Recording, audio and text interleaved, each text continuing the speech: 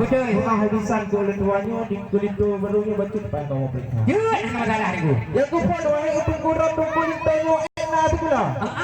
Ya. Cuma awalnya pajak bertauhid aja orang doa mana kau. Berada lah gua. Rumah yang lupa zakat lampu. Fitrah Nabi. Bab Nabi betul kita. Betul. Cuma banyak lampu yang doa mana saja putra, yang saja putra benda potong dia lah. Anak lu betul ada bak mancang. Anak kilo belak ada bak mangkang. Betul. Banyak kampungnya doa mana bersetar pun Islam. Ya. Hobi dua. Hebat sedari yo kudu datang. Kali ulun ulang-ulang, nya pemuda tampan, sikat lu kamu ba. Yo kinto baronyo, handap tunggu sanksi. Menyangkanya geting luar biasa. Geting jabut. Geting jak ke hutan huti. Nyan menyana abi hai menyana belanja. Hebat sedari yo kudu datang. Di kamu muo kudu kampung bisan, nya cik kamu ka awal-awal ka siap dia. Di ganyan Getem puasa bulan Ramadan, yakin sembahyang. Oh terus ketika jagat ketembo, fitrah ketembi. Menyang adi dengan wali-wali ketembah hai dulu. Alhamdulillah. Alhamdulillah. Manunya dipidik doa menano. Paling tu baru hana payah le tunggu bija. Kelainnya hana payah le tunggu berno. Dia waknyon tu malam ikan kerja hai dulu.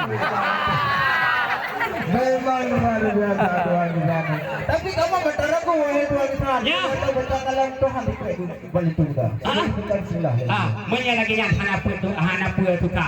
Yo itu baru nyo cik kabeh nasah dengan hana reda. Menya kesayangan hana pua dukung jak bunda. Menya untuk urusan baca bismillah. Cik ada besar itu apa boleh bilang ibu. Subhanallah, subhanallah. Alhamdulillah, memang luar biasa. Menya di Aceh Raya nah kampung tu best. Cuma di Lambateh nah di Tinggi. Betul. Waktu kamu dengan bismillah cukup tak rasa insya-Allah bagi cok pun tereh boleh puasa. Alhamdulillah. Oleh sebabnya hai Tuhan insan hana ni pertanyaan balik tu dah. Bila kamu siranya telah datang wahai timbang oleh kan asalah hidang kali kat semua. Ya. Tapi jino wahai tawan hanali pertanyaan balik tu dah. Tapi kamu persilahkan ke dalam istana. Muah hai Tuhan insan ulungnya mukalam macam-macam ulung periksa. Betul. Ulungnya tugas wakilah dikat adat ngeresan ulung laksana. Betul. Ya. Ya baru dia udahnya.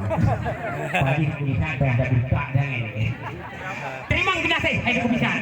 Dengan udara kami persila dengan tempat duduk kat hamparan. Senang hanaban hati dalam dada.